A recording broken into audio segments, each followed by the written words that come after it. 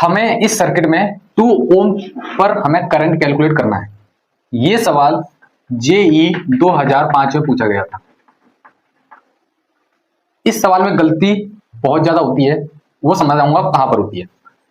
ये 10 वोल्ट की बैटरी और यहाँ पर इसी के पैरेलल में 5 ओम का रेजिस्टर जुड़ा हुआ है। ये 20 वोल्ट की बैटरी, इसी पैरेलल में 10 ओम का रेजिस्टर जुड़ा हुआ। पूछा गया है 2 ओम पर करंट।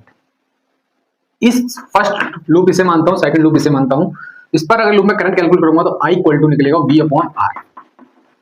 I अब कैलकुलेट करेंगे 10 और रेजिस्टेंस 5, तो I की वैल्यू आ गई 2 एम्पियर।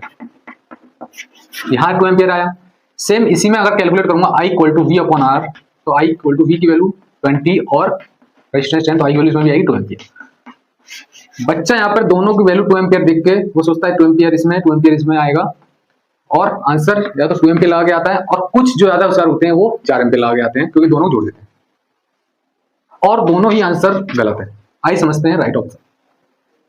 इसके पहले रेजिस्टेंस 5 ओम लगा हुआ है, यानी कि यहाँ पर वोल्टेज ड्रॉप अगर हम निकालें तो पहला वोल्टेज सेम होता है, तो वोल्टेज ड्रॉप यहाँ पर कितना आएगा 10 वोल्ट ही आएगा। और हायर साइड यहाँ देखिए पॉजिटिव भी है और नेगेटिव भी है, तो हायर साइड वोल्टेज जो 10 वोल्ट यहाँ पर ड्रॉप होगा पूरा का पूरा। सेम इसमें पॉजिटिव है नेगेटिव है, 20 वोल्ट 10 ओम के रेजिस्टेंस में हायर पॉइंट पर ड्रॉप होगा यहाँ पर 20 वोल्ट। हायर वोल्ट पर 20 वोल्ट तो यहाँ पर आएगा 0 वोल्ट, यहाँ पर हायर पॉइंट पर 20 वोल्ट ड्रॉप होगा तो यहाँ पर आएगा 0, क्योंकि दोनों पैरेलल करंट। जब दोनों के वोल्टेज ड्रॉप हमारे 0 वोल्ट है, तो करंट जब कैलकुलेट करेंगे तो यहाँ पर जब करंट हम कैलकुलेट करने जाएंगे तो I इक्वल टू V/R।